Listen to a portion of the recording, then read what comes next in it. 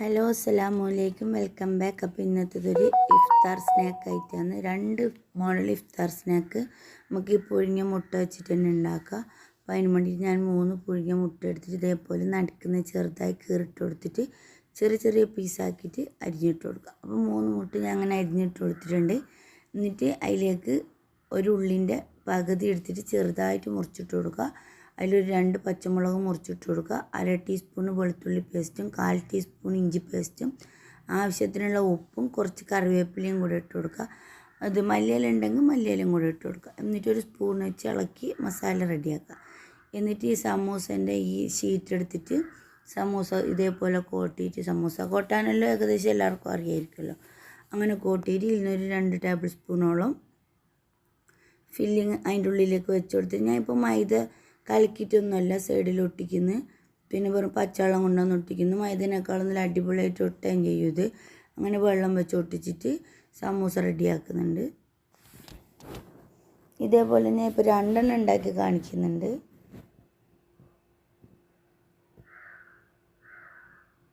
എളുപ്പത്തിൽ ഉണ്ടാക്കാൻ പറ്റിയ സമൂസ തന്നെ, അടിപൊളി ടേസ്റ്റുമാണ്.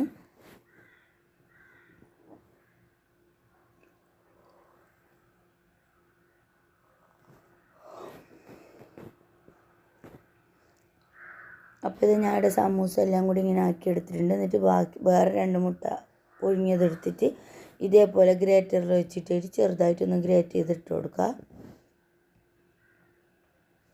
അപ്പോൾ ഞാൻ ഇത് 2 ഇതേപോലെ ഗ്രേറ്റ് ചെയ്തെടുത്തിട്ടുണ്ട്. അതേപോലെ തന്നെ നേരത്തെ പോലെ തന്നെ പകുതി ഉള്ളി എടുത്തിട്ട് ഇതേപോലെ ചെറിയതായിട്ട് മുറിച്ചതും കൂടെ ഇട്ട് കൊടുക്കുക. ഒരു പച്ചമുളക് എടുത്തിട്ട് ചെറുതായിട്ട് അത് മുറിച്ചിട്ട് കൊടുക്കുക. കുറച്ച് കറിവേപ്പില ഇട്ട് കൊടുക്കുക.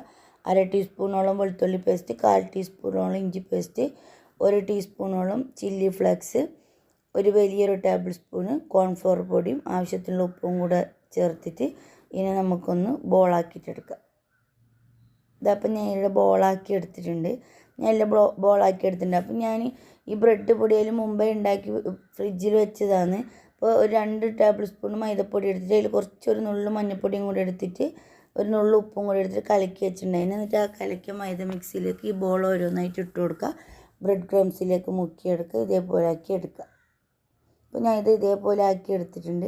അപ്പോൾ നമുക്ക് ഇതെല്ലാം കൂടി കുറേ ആവശ്യമില്ല. നോമ്പിന് കുറേയൊന്നും എണ്ണയിലിട്ടത് ഇങ്ങനെ തിന്നാനൊന്നും പറ്റിയില്ല. വെറുതെ ഉണ്ടാക്കിയിട്ട് വേസ്റ്റ് ആക്കേണ്ട. അതിൻ്റെ ആവശ്യത്തിനുള്ളത് മാത്രമേ ഉണ്ടാക്കുന്നു.